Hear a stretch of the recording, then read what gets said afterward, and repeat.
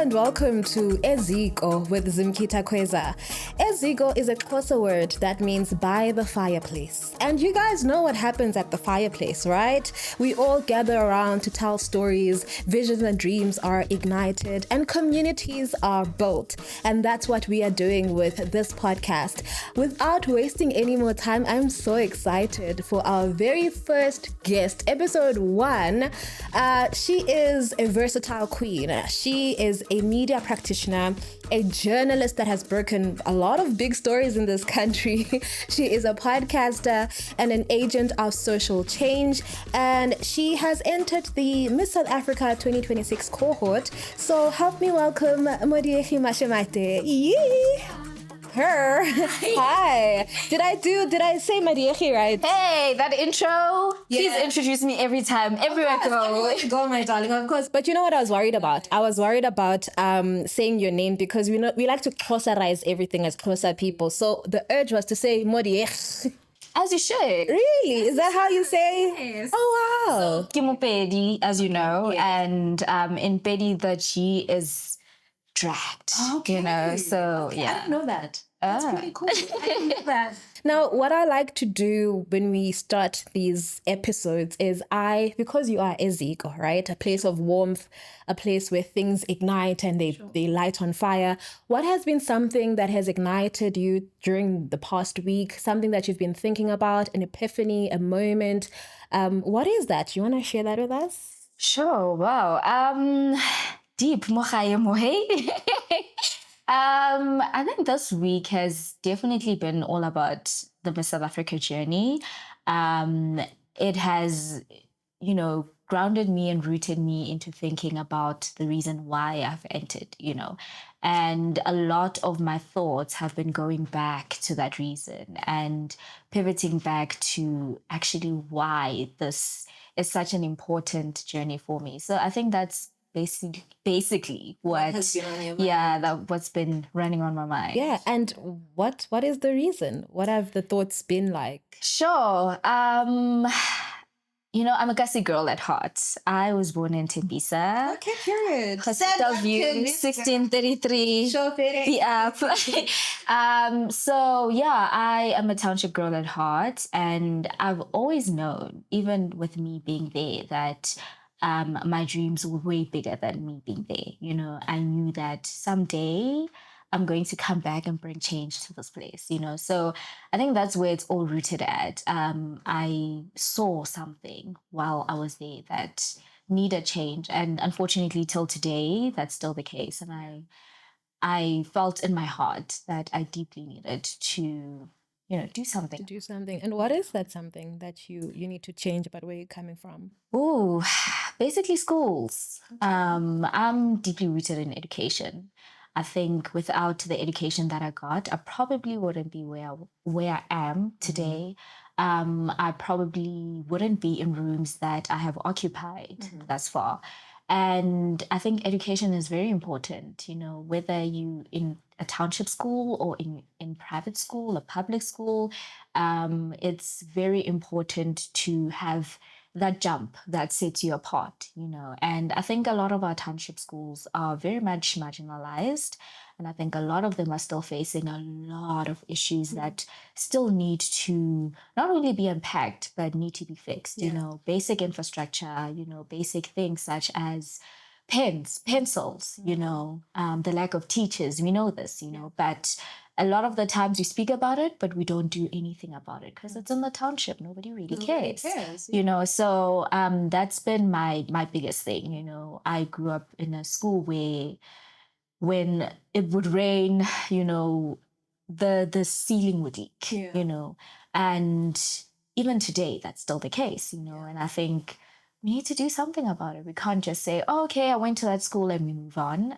There's still kids that are there, It can't be a generation that is perpetuated. So, yeah. Wow, that's such a beautiful reason as to your why. And I'm just thinking, well, obviously for me, in mid-primary to high school, I went to a better school, what they call, what is it, Model C school that they used to call it. But before that, I came from a rural school. I was living in Elusikisiki and I was going to a rural school. And when I made I can relate. And even more so, when I made the transition to the Model C school, it wasn't easy. I was actually being bullied. I was being bullied for my accent. I couldn't speak English well, according to their accent anyways. And then that automatically made me feel like I'm dumb, and people and kids would bully me and say I am dumb because I can't speak English and I didn't have that confidence. And a lot of people who come from those schools, we really go through all of those. How then do you, with what I'm saying, right? Sure. Often when you come from a school like that, you don't have the correct English, you don't have the confidence, you don't have the exposure.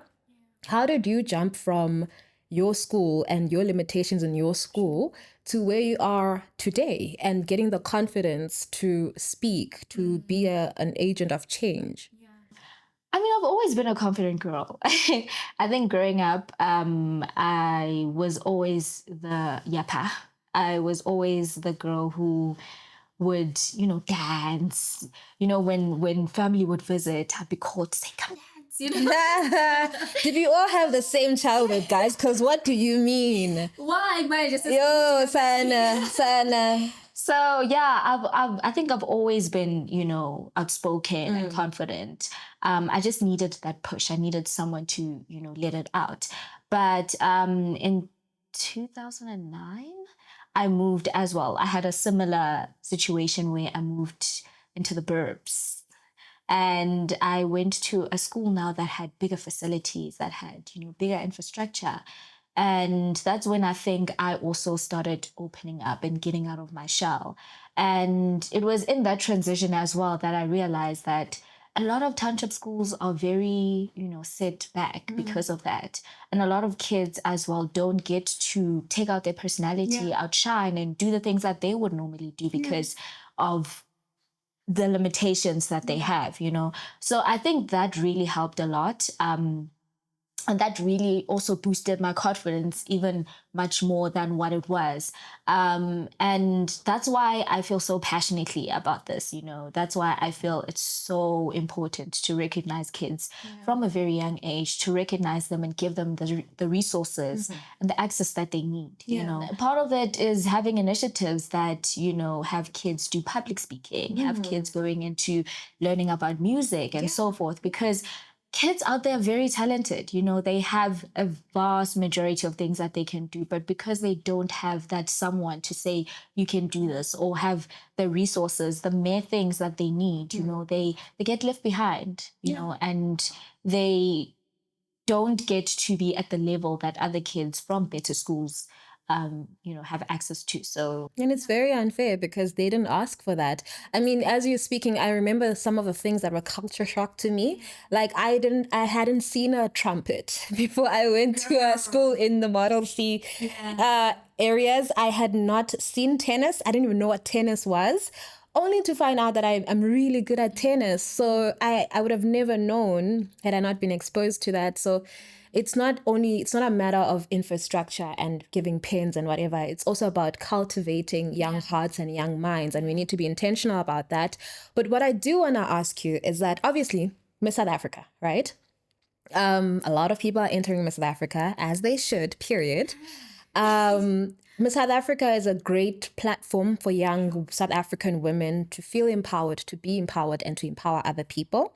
They learn new skills, even business skills, networking, and they build their brands. And like you're saying, that they advocate for certain things like education and so on and so on. So it's a great platform in that sense. But we also can't ignore the other side of the conversation, because the other side of the conversation is, are organizations or pageants or platforms like Miss South Africa relevant in this day and age? Do they pit women against each other? Are they perpetuating certain toxicity within womanhood by, having us compete with each other? Is it still relevant? Is it doing what it's supposed to be doing? And all of these conversations.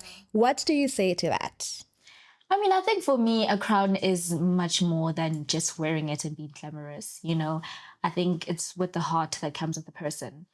if you have true intentions and you have, you really want to lead and you really want to bring change, that will set you apart and will show in your year of the reign. There's a lot of queens that have done really important work. There's a lot of them that have changed not only where they come from, but they've changed a lot of other schools and so forth.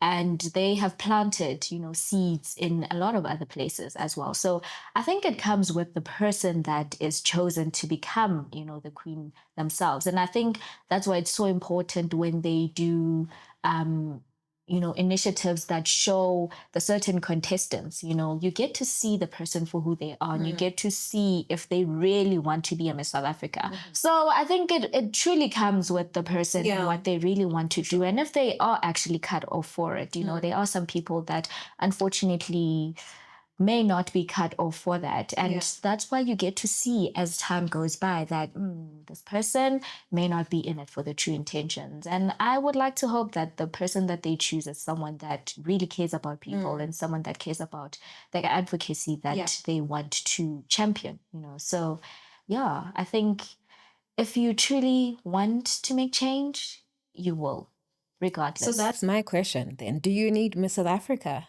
to make a change? So if someone comes to you and they say, is there something that you're not doing right now in your life that you could do outside of Miss South Africa? Or why are you waiting for Miss South Africa so you can, progress Kasi schools and whatever? What would you say to that? I think also another thing is, well, for my side, right, I have done things, I have started initiatives that I would like to take forth in the Miss South Africa pageantry. I think it comes with resources as well that may help propel the work that I am doing. Yeah. Okay. So I think that's why a lot of people do enter the competition. People that have started, the initiatives, people that have started their foundations, people that have started, planting grassroots, and they use the platform to actually, propel and do more work. So no, you don't need Miss South Africa to start doing the work that you're doing already, to start doing the change that you're doing, but the resources that it comes with and the platform and just saying I'm Miss South Africa, it opens a lot of doors, it opens a lot of sponsorships, it opens a lot of avenues that you yourself cannot do. I mean, we do say that a person is no island, and when you have a team like that can help you, make your initiatives bigger and ground what you're trying to do, then it does help. So No. I know actually that I actually wasn't that interested in early childhood development things. And then Kawe Gazi, who is I think the current Miss South Africa, has shined a lot of light, and has spotlighted those conversation of childhood development, and that's something that I would have never known otherwise. So I do agree with you 1000%. So for the young girls who are coming up, go Kasi, go anywhere, what do you want them to take away from your journey into Miss South Africa and just your journey as a human being outside of Miss South Africa after this? And, Yeah, I mean, I think firstly, don't do it because you see the glitz and the glamour. It's more than that. You have to have the heart for it, as I said.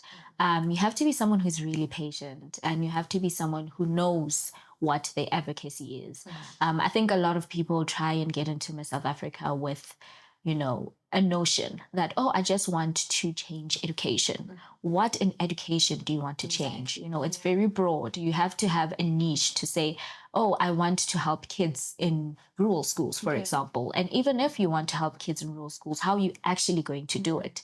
It's not just a thought that you should have.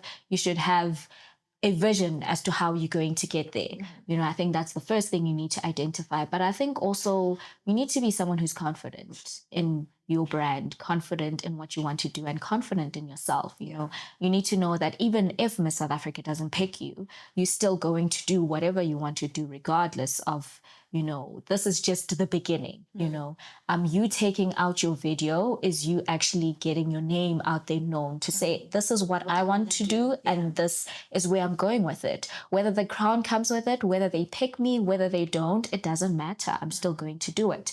So it shouldn't just be a thing of, oh, I want to do Miss South Africa, and then when they don't pick you, you fall apart, and you're like, yeah, I'm not going to do it because they didn't pick me. Continue doing what you want to do. Continue actually bringing the change that you want to see in your township, whether be it in the city that you're in, but continue doing what you want to do, because Miss South Africa, as I said, it's just a lever that helps you, but you are the person that actually pushes and does the work. So I think if you want to do it, yes, do it, but know why you want to do it. Have your why and be strong and stern in it.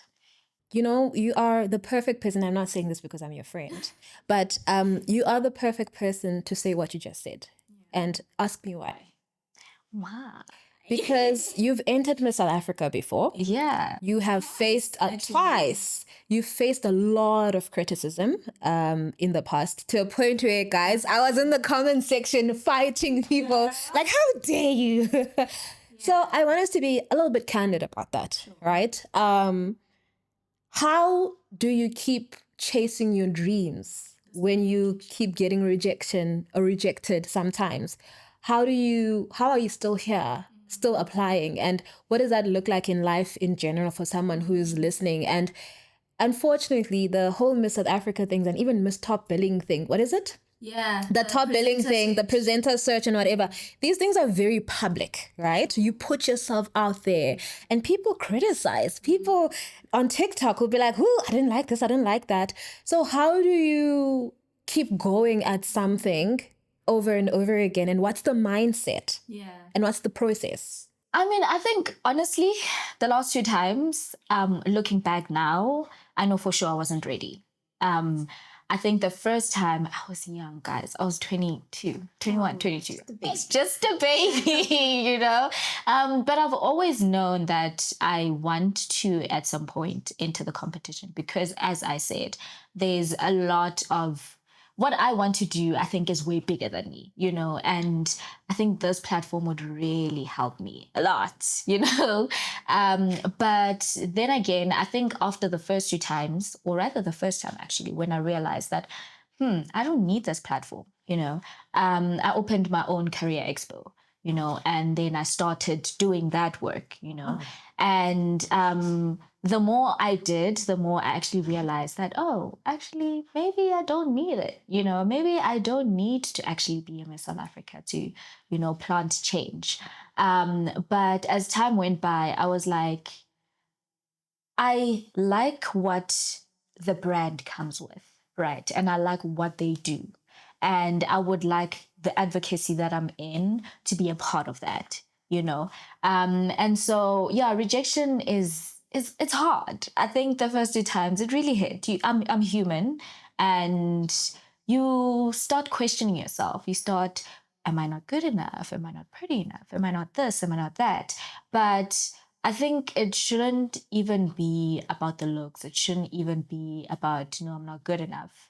It should actually be about you and what you want to do. So going to what keeps you going, it's just that, I want to see the change that I want to evoke. And I can't sit and be idle and say, oh, okay, because this didn't happen, I'm not going to do it. I'm not going to continue. I'm going to continue regardless of if they choose me or not. Yeah. And I think that should even be the statement to say that if you are wanting to do something and if you feel really passionately about it, start. Yeah. No matter the resources, because I remember my first career expo, I had 500 Rand in my account. Not that I needed the money, but I knew that I wanted to have some type of supplies, right? Your stationaries and all of that, pens and notebooks.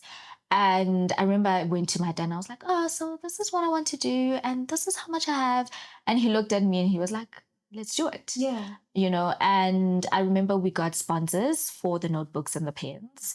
They even threw in some bottles there for the kids, and I remember I emailed about 100 people on some, can you please come and speak to the kids about this and that, and luckily enough, there were like about 6-7 people that actually believed in 6-7. Our caravan was doing 6-7, guys.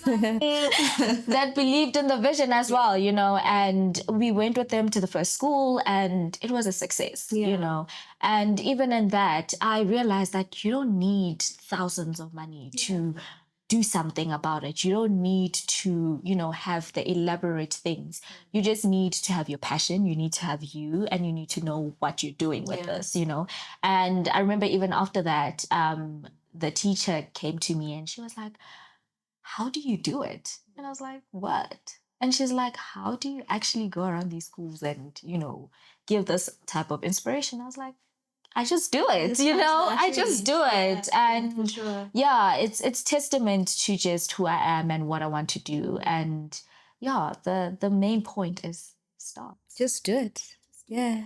I'm hoping Nike will sponsor this episode because we all here just saying, just do it. Come on. Is that the Nike thing? No. Oh! Is it? No, is it? Girl, I was about to be like, am I mixing up my slogans? Yeah. No, for sure. I love... I'm not thanking for the kids. For the kids. No, I think it's such a beautiful thing and it's really important. Just start, right? We're always waiting for the perfect opportunity, for the perfect platform, for the perfect look, for the perfect nondoni. And you will never start if you're waiting for perfection. You have everything you need within you, and momentum is what you need, and everything else will catch you on the road. So I'm glad that you started with the Career Expo, and you continue to do the work with going to schools, inspiring young minds. And I genuinely hope that you will succeed and you will do what you need to do to get where you need to get. And so very inspirational. And I think what I try to do in life is to embarrass myself as much as I can, if it means doing something that I'm passionate about.